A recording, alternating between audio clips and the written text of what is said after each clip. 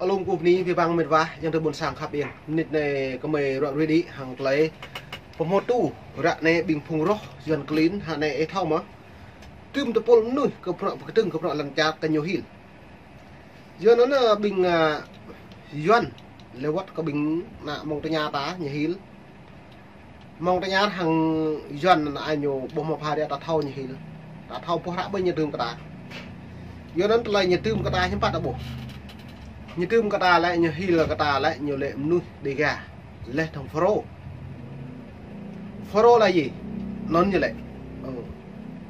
kia từ pharo hàng lại bộ phép pharo này này mệt vả bây giờ buộc lạ thâu biển pharo lại chính là prang lại prang nhiều bộ pleng này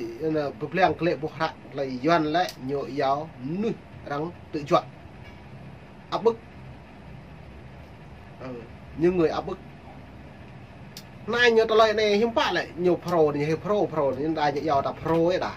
đa lưới nút đơm đi nhẹ giàu pro sao mà nút ta này lại như lấy hiếm bạn để gà thôi nhá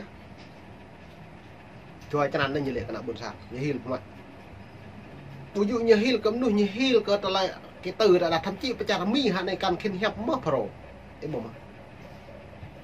đa giàu hay nại chứ ấy tập năng để gà cần khiên lệ lắm mà hội được nghe chặt hội có lệ bao nhiêu thì tôi khả năng chịu vậy thôi bình phổ dòng tới mệt và ta tụ hầm mạ bọt tụ cả sang chung đun đã lâu thì đấy chi nó nên sang chung còn một về mình lại dòng tới ta đó này trả được ngào đi về sang chung mệt và dòng tới cùng cột bạc lấy sang chung nơi đủ về một phòng được tiếp nên bình nhiều vào về như lại càng chi sang chung cỡ để gà sang cầm bút ấy để gà luôn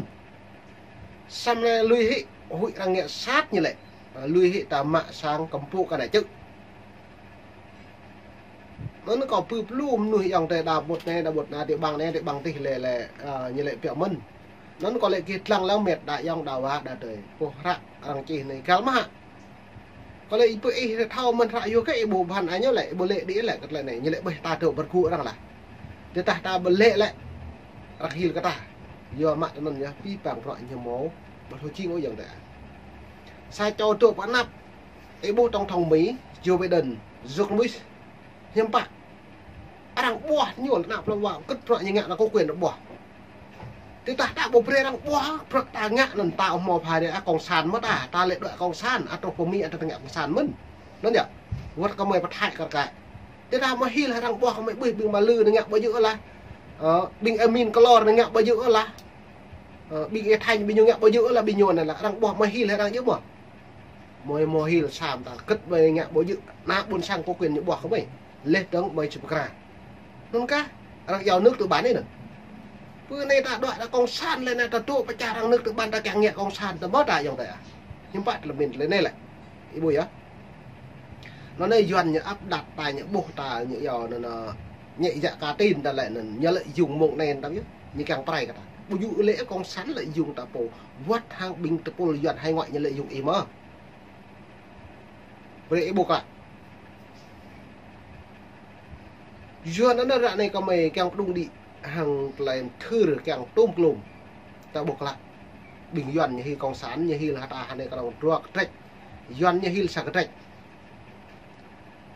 đang cất dọn như khi là này bình con sắn như khi là này như lệ đang Việt Tân đang không bộ như lệ bởi á với ta cái mức về mặt hồng như lệ không bộ như lệ xong không bộ đến ta về mặt hồng không bộ là mã bất cứ quán này à tập năng mà nó tụ nằm mà chạm lại rằng mông là 2004 2002 đấy cái nào phải chạm mi đi pro hạn này đích nào truy ná nhưng bạn gal mà giờ nó nên tạo buộc làm tết chặt lại lo cái nhột lại gì cái nhút mà sẽ để giờ mới trăng chê mới đi truy tiếp mới truy ngắt mới đi trả đi bằng mình mỏ anh tăng cái tuần sam ta cất mới truy ngắt cái đoạn này sam mới ngắt lại bây giờ càng prai cái dòng tơi càng lướt cái nạp buồn sang được làm mới càng ngắt nó là càng nạp buồn sang cái bột lại tiếp mới trả nó lại càng nạp buồn sang ta thâu cran còn làm chả một ship càng thâu bùi doan như thâu run tuần hết nhưng mà khi trăm tiền là đây thì ô giữa con sán là nhờ hội nhất nhà hàng này là đầy gà lên thằng Pro toàn đấy với cái doan rất nhiều hội cao Việt Tân cái bồi á do nó có càng rắc là dọn phí bằng về ơi buộc lại thầu bây giờ cái đấy nhiều hụi Việt Tân hiếm bạc Việt Tân lại nhiều màu nó nhiều Việt Tân là gì nhiều màu tự đặt câu hỏi này lấy Việt Tân tôi có mò lệ hai này lại tôi là tôi qua lệ hẹp pro này pro lại chính nuôi đang tự chọn bình nuôi tự chọn tôi em xem từ ngay càng một lại đập nang một lại tiếp nhiều pro này với đảng Việt Tân em sẽ mất một lệ đảng Việt Tân là gì Việt Tân lại tôi nhiều ép tưn hàng lấy nục noa hàng lấy cái kẹo lại chèn nước nước lên đầu kẹo đập nang buồn sang về là cái nhiều củ kẹo ly nhiều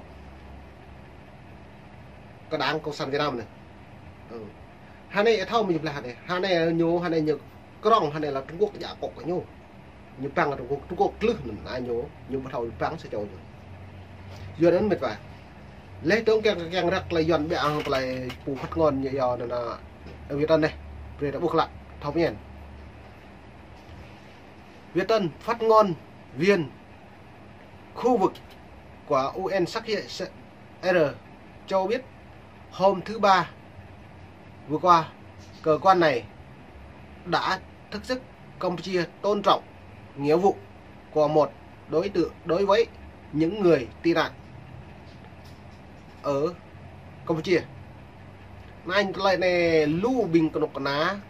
Campuchia lại như càng trục xuất thị từ dòng tới buồn sang ở tà tội tị nạn bởi này Campuchia. Anh như dự lại dự pro này mong lâu đấy đâu rạ này tôi hỏi là biệt tập bạn này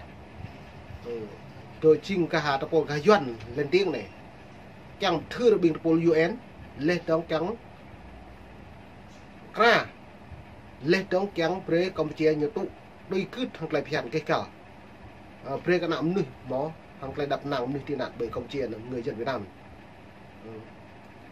nó như thế này tôi nghĩ có hai điểm quan trọng vào thời điểm này. Trước hết, chúng tôi tiếp tục vận động với chính phủ rằng nhóm này không được đưa lại trở lại Việt Nam, nơi mà tỉnh Cộng sản muốn áp đặt giết hại. Sau cung cấp thông tin, chúng tôi đã hiểu biết tị nạn những người thượng Tây Nguyên là gì.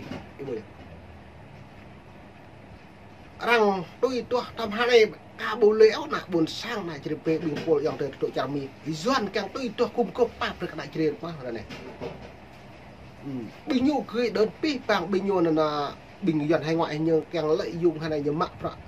chút xưa bình UNHCR càng mạng pre trốn của bình chính phủ Campuchia pre thao lợ cụ lại pian như một cái lấy trong pre nằm pre người thượng tá bạc lệ ní là trả Việt Nam ô thì đã pia cái lệ nuôi anh ấy đội tập yang tập là độ anh ấy còn chia nó lại bùng màu pha đi ô cái nòng pia là cái gì cơ đấy không đấy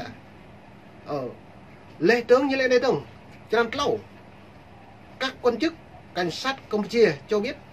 họ đang truy lùng nhóm này được cho là đang lên trốn các khu vực heo lánh ở tỉnh Nonthaburi. Do nên là rạ này là lau đi nhiều lệ pi bằng lau đi nó nhiều chỗ Campuchia rạ này đó bình nhớ rằng tôi chỉ nuôi mà lại mong Campuchia đã đoạn bạn đi và cho Thái Lan tôi nhiều tôi mà ở đây non lấy ngạn non lại trình tập pul cỡ tập pul hồn sen hàng một mà bóng bạc yuan ấy bồi à do nên là gì lẽ tuy nhiên cảnh sát đã bác bỏ tuyên bố họ có ý định ra họ ngay lập tức về Việt Nam. Binh cảnh sát Campuchia lại nhớ ngại như lại bom màu lần trà để bom màu càng mạ việc lệ như này bom màu việc lệ lần trà Việt Nam như này càng một lại tích về lăng thành nhiều đôi trình tin nghĩa nó lại bom màu pha đéo nhiều hụi bình pol UNHCR đã lên quốc tế nhiều hụi như sốc lại phèn nó được đừng đã lao đi nơi nên bình dòng tề đã thuộc Campuchia đã mò một đầu nhỏ thua tôi chỗ ra đây hay chỗ hợp đồng từ chỗ đôi vậy như nào tầm nun đa như việc lệ đây đa cỡ đoạn và lần mạng đoạn đoạn quá và Thái Lan đàn đấy nhở giờ nó đã bổ là tông kolom cái này là nhiều rung bao bình trình cổ yuan rồi là tùy thuộc chút chua bình cật cổ dạ pro UNHCR Liên Quốc này lấy tương như lẽ nhóm phóng viên đối với phỏng vấn những người tị nạn Campuchia và ở Thái Lan họ sống ra sao, trong đó nhiều người phân tích cuộc sống ở Việt Nam rất tồi tệ về nhân quyền và tôn giáo. Trong đó Việt Nam họ nói không bao giờ có tự do và nhân quyền về tôn giáo. Nhưng trong đó Hà Nội, chính phủ Hà Nội hàng năm hàng tháng họ đã gửi phúc trình lên tới cấp cao trình bày Việt Nam tự do, Việt Nam không có tù nhân lương tâm. Giờ nó lại rip nhập trả phục trình tì lại và cho nó đi xì đi đã bổ lại lần trả Việt Nam hem thế mãi bốc một lên ngã sát không cắn mạ cự cả nó buồn sangเลยnhư vậy xong phúc trình nhập trả cả rằng là lại rằng lật rạm a màu rúp dàn bèn nói có sách mạch của trứng một lại rúp mọi nằn rằng ta nhà như tình nhủ hay là lấy được nhà báo tôi mình rằng Phạm Minh Trang ấy bồi à xong Phạm Minh Trang điều cái như lệ so đó là Phạm Minh Trang nhà báo Phạm Minh Trang lấy như lệ so không lấy phiền của nhiều bù tôi so lấy phiền như bù như ép nhưng bạn điều cái lại điều tam bảy ấy bồi à điều tam bảy như gió điều là pha rối che rẽ bùi ở trên nền điều nhú là như lệ nhưng người này chúng tôi đã nhốt họ vì họ đã như lệ xâm phạm lợi ích của người dân chúng tôi mới như lệ bởi xăm biện phá là và mình trang nó lại đang càng cháu cái nhút lại tươi hàng mặt lại vấn đi